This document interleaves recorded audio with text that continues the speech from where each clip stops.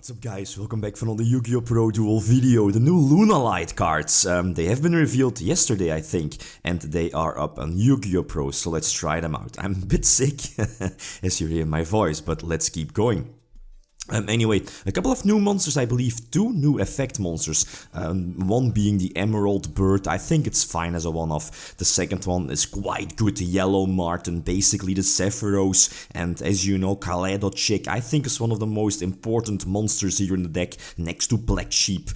You know, very important tutors for the deck. Also, keeping advantage, right, and setting up those big fusion plays. Most importantly, Lunalight's also got a Shadow Fusion alike card. Not fully the same as regular Shadow Fusion, since you can only send one monster from either your extra deck or from your main deck to the graveyard, right, for the fusion summon. The rest of the fusion materials need to be, well, regular monsters, right. The new fusion, I guess it's fine, your Sabre Dancer, but I think it's just fine as a one-off in the extra deck. It also needs, and that kinda kills it for me, it needs 3 Lunalight monsters, so that's quite of a heavy cost.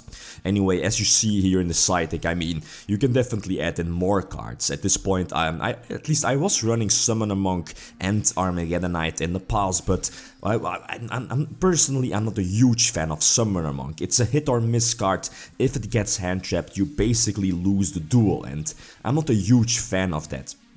Anyway, first turn, going for the Sabre Dancer. Sabre Dancer, big beat stick, also has a grave effect that you can banish it and, you know, give one fusion monster on your side of the field 3000 extra attack points. So basically boosting up an extra OTK potential, or, you know, your potential to OTK your opponent. And on the field, I believe it cannot be destroyed by card effects, if I'm not mistaken. And of course, with its huge attack points, again, it's very hard to get destroyed, or get it destroyed by battle if it's not by Boral Sword.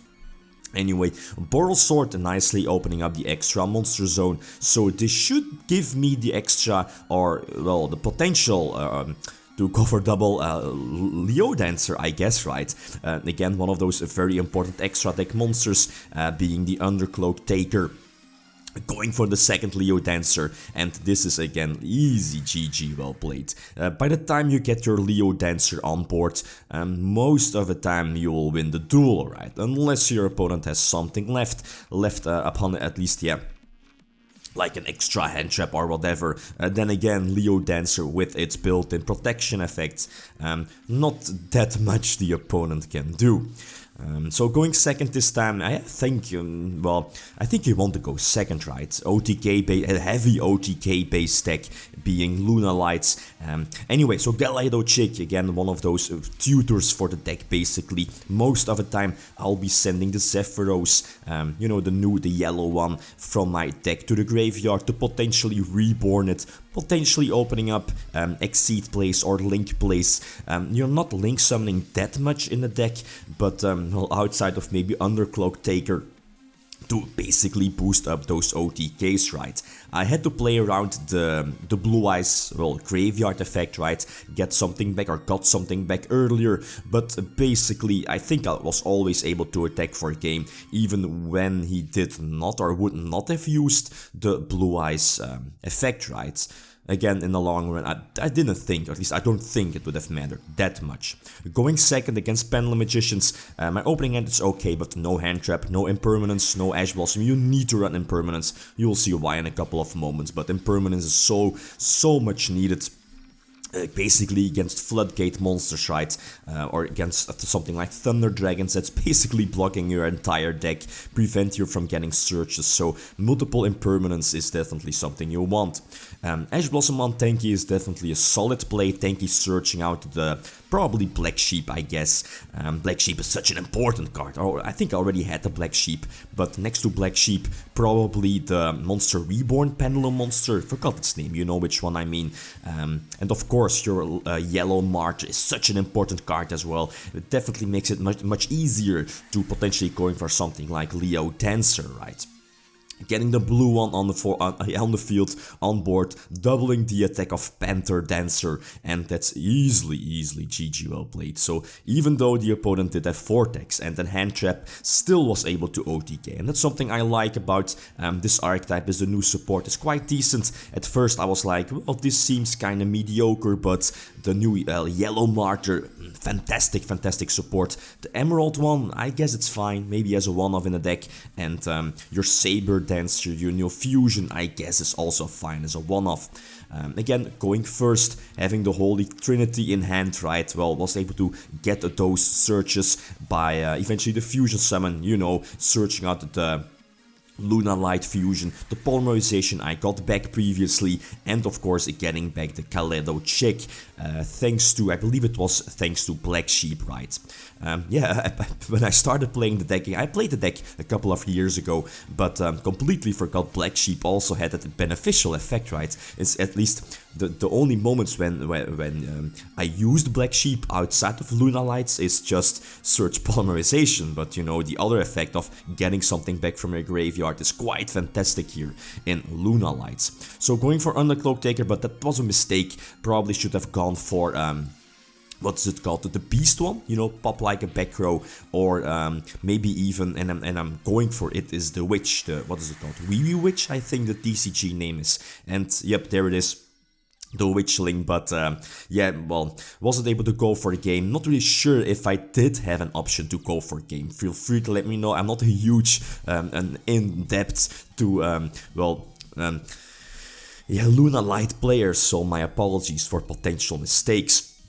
But still having a Leo Dancer on the field, blocking or preventing the opponent from, you know, getting out Buster or using Buster evenly, or even potential targeting Leo Dancer doesn't really matter that much, right? Here, yeah, previously I could have already gone for a game if I attacked the ABC monster equipped with, I believe it was C, but yeah, no, not making the same mistake twice. Another matchup here against Dark / well, basically Gumlar PK shenanigans, right? Wait, with the impermanence, not really sure if that was a smart play, but I think so.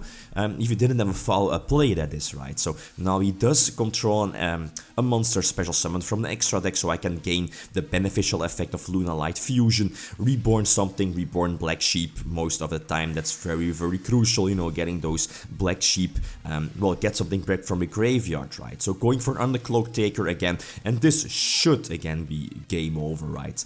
Yellow Martyr potentially, well, gets Ash Blossom, that's fine, I guess, and that's something I like. The Pendulum monsters, with at least the fact that this deck got a searchable Zephyros if you're not running Armageddonite. Again, your Kaleido Chick can just send your Yellow Martyr from your deck to the grave, and that's basically a searchable Zephyros, bouncing back your Pendulum Scales or one of your Pendulum Scales, reuse it, so again, fantastic support.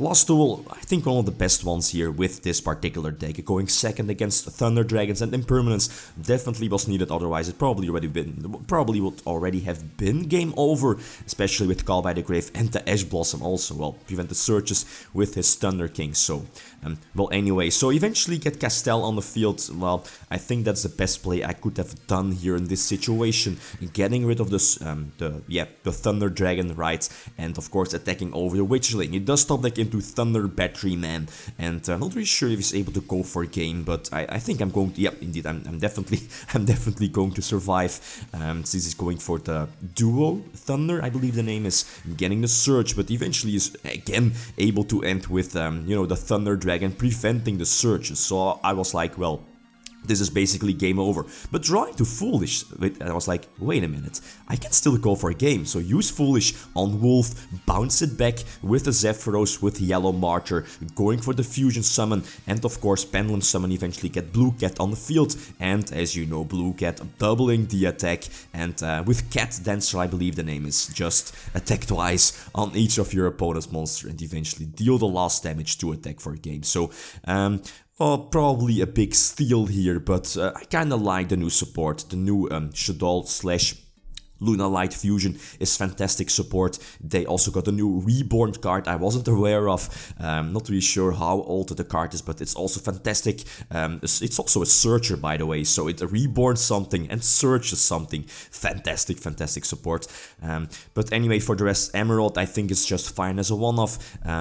As for the Zephyros, I think Zephyros, well, the Yellow Martyr I believe the name is, I think is fine as a two-off. You can always send it to the graveyard if you want to have it right.